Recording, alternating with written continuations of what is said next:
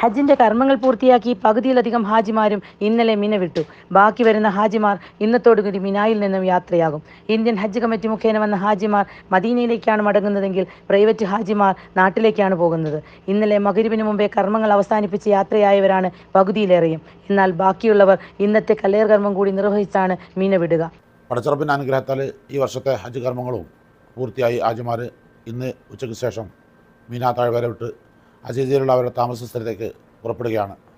ഇന്നലത്തെ കല്ലേർ കർമ്മം പൂർത്തിയാക്കി പകുതിയിലധികം ഇന്ത്യൻ ഹാജിമാരും അസീസിയിലുള്ള അവരുടെ താമസ സ്ഥലങ്ങളിലേക്ക് പുറപ്പെട്ടിട്ടുണ്ട്. ഇനി ബാക്കിയുള്ളത് കേരളത്തിൽ നിന്നുള്ള ഹാജിമാരാണ് കൂടുതലും മിനയിൽ ബാക്കിയുള്ളത്. അവരിന്ന് ദൂറിന് ശേഷമുള്ള കല്ലേർ കർമ്മം പൂർത്തിയാക്കി മഗ്‌രിബിന് മുമ്പായിട്ട് അസീസിയിലേക്ക് പുറപ്പെടും. ഈ വർഷം കടുത്ത ചൂടിനെ പ്രതിരോധിച്ചുകൊണ്ടാണ് ഹാജിമാർ ഹജ്ജ് കർമ്മങ്ങൾ പൂർത്തിയാക്കിയത്. 50 ഡിഗ്രിക്ക് മുകളിലാണ് ഇന്ന് ചൂട്. മിസ്സിംഗ് കേസുകൾ ഒട്ടനവധി റിപ്പോർട്ട് ചെയ്യപ്പെട്ടിട്ടുണ്ട്. അതിൽ ഭൂരിഭാഗവും നമുക്ക് കണ്ടെത്താൻ സാധിച്ചിട്ടുണ്ട്. നമ്മുടെ ഹാജിമാരൊക്കെ സുരക്ഷിതമായി നാട്ടിലേക്ക് തിരിച്ചെത്തുന്നവരെ KMCCയുടെ സേവനത്തെ പരിപൂർണാർത്ഥത്തിൽ അവരുടെ സേവകരായി അവരുടെ കൂടെ ഉണ്ടാകുമെന്ന് എല്ലാവർക്കും ഉറപ്പ് നൽകുകയാണ്. ഹജ്ജ് കർമ്മങ്ങളുടെ അവസാന ദിവസമാണിന്ന്. ഇന്നത്തെ കല്ലേറുമ കർമ്മം കഴിഞ്ഞ് സൂര്യൻ അസ്തമിക്കുന്നതിന് മുമ്പ് മുഴുവൻ ഹാജിമാരും വിശുദ്ധ നഗരിയോട് വിട പറയും. തമ്പുകളുടെ നഗരിയിൽ നിന്ന് വിട പറഞ്ഞ് ഹാജിമാർ താമസിക്കുന്ന അസീസിയയിലും അതുപോലെ തന്നെ ഹയ്യൻ നസീമിലേക്കും ഹാജിമാർ പ്രവഹിക്കും. ഹജ്ജിനിടയിൽ നിരവധി ഹാജിമാരെ കാണാതായിട്ടുണ്ട്.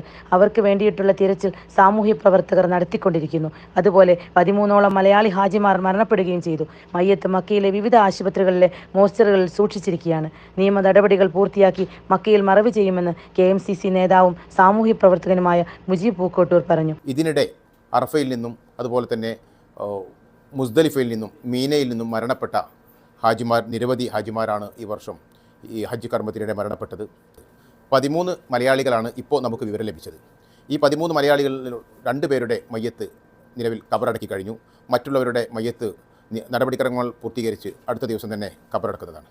നിരവധി ഹാജിമാരുടെ മിസ്സിംഗ് കേസുകൾ അനുഭവപ്പെടുന്നുണ്ട്, രേഖപ്പെടുത്തിയിട്ടുണ്ട്. അത് മക്കയിലെ വിവിധ ആശുപത്രിയിൽ ചികിത്സ തേടിക്കൊണ്ടിരിക്കുന്ന ഹാജിമാരാണ്. അവരുടെയും വിശദ വിവരങ്ങൾ അടുത്ത ദിവസം തന്നെ പുറത്തുവിടുന്നതാണ്. മക്കയിൽ ബാക്കിയുള്ള കർമ്മം വിടവാങ്ങൽ തവാഫ് മാത്രമാണ്. അത് മക്കയിൽ നിന്നും യാത്രയാകുന്നതിൻ്റെ തൊട്ട് മുൻപെയാണ് ചെയ്യുന്നത്. മിനായിൽ സന്നദ്ധ സംഘടനകൾക്ക് നിയന്ത്രണം ഏർപ്പെടുത്തിയത് മലയാളി ഹാജിമാർക്ക് ഏറെ പ്രയാസം സൃഷ്ടിച്ചു. മറ്റു ഭാഷകൾ അറിയാത്തത് വളരെ ബുദ്ധിമുട്ടുണ്ടാക്കി. വരും കാലഘട്ടങ്ങളിലുള്ള ഹജ്ജിന് പ്രായമായ മാതാപിതാക്കളെ പറഞ്ഞയക്കുമ്പോൾ കുടുംബത്തിൽ നിന്ന് ഒരു ചെറുപ്പക്കാരൻ കൂടെയുണ്ടാകണം എന്നുള്ള സന്ദേശമാണ് ഞങ്ങൾക്ക് നൽകാനുള്ളത്.